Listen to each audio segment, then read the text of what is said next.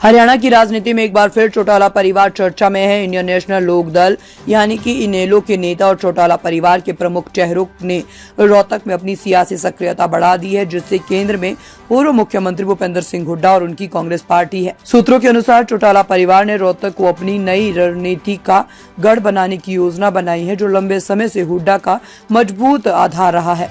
ये कदम हरियाणा की सियासत में नए समीकरणों को जन्म दे सकता है। हाल ही में इनेलो ने रोहतक में कई कार्यकर्ता सम्मेलनों और जनसभाओं का आयोजन किया, जिसमें चौटाला परिवार के वरिष्ठ नेता अभय सिंह चौटाला और उनकी भतीजी सुनैना चौटाला सक्रिय रूप से शामिल रही। इन सभाओं में इनेलो ने रोहतक की बिगड़ती कानून व्यवस्था, बेरोजगारी और मूलभूत सुविधाओं की कमी जैसे मुद्दों को उठाया। सुनैना चौटाला ने एक सभा में कहा कि रोहतक जो कभी हरियाणा का गौरव था, आज उपेक्षा का शिकार है। कांग्रेस और भाजपा ने मिलकर इस शहर को खोखला कर दिया है। हालांकि राजनीतिक विश्लेषकों का मानना है कि चौटाला परिवार का असली निशाना भूपेंद्र सिंह हुड्डा है। रोहतक में हुड्डा परिवार का दबदबा रहा है और चौटाला परिवार इसे चुनौती देने की कोशिश में है।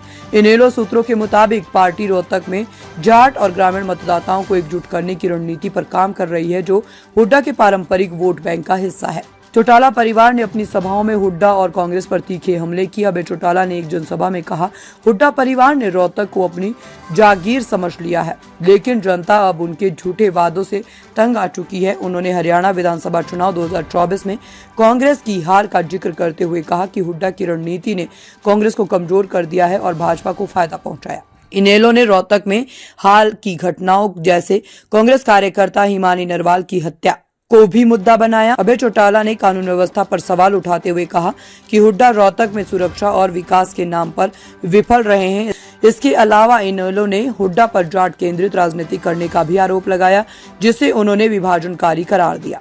भूपेंद्र सिंह हुड्डा ने चौटाला परिवार के आरोपों का जवाब देते हुए कहा कि चौटाला परिवार अपनी सियासी जमीन बचाने के लिए बौखलाहट में है। रोहतक की जनता ने हमेशा कांग्रेस पर भरोसा जताया है। रोहतक ने इनेलो पर परिवारवाद का आरोप लगाया और कहा कि चौटाला परिवार अपनी आंतरिक कलह को छिपाने के लिए रोहतक में हंगामा कर रहा है। उन्होंने ये भी दावा किया कि इनेलो और भाजपा के बीच गुप्त समझौता है, जिसका मकसद कांग्रेस को कमजोर करना है। दीपेंद्र सिंह हुड्डा ने सोशल मीडिया पर एक बयान जारी कर कहा कि रोहतक की जनता विकास चाहती है, न कि सियासी ड्रामा।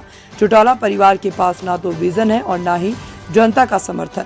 रोहतक में चौटाला परिवार की बढ़ती सक्रियता ने सियासी हलकों में हलचल मचा दी है। हरियाणा विधानसभा चुनाव 2024 में भाजपा ने रोहतक में एक भी सीट नहीं जीती थी, जबकि कांग्रेस ने जिले की 4 में से 3 सीटों पर कब्जा किया था। लेकिन इनेलो का मानना है कि वह जाट और ग्रामीण मतदाताओं को अपनी ओर खींच सकती है, खासकर उन लोगों को जो कांग्रेस और भाजपा से नाराज हैं।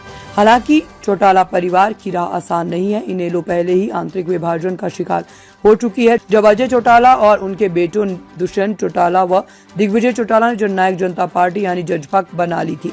इसके अलावा रोहतक में हुड्डा का मजबूत संगठन और जाट समुदाय में उनकी पकड़ इनेलो के लिए बड़ी चुनौती है।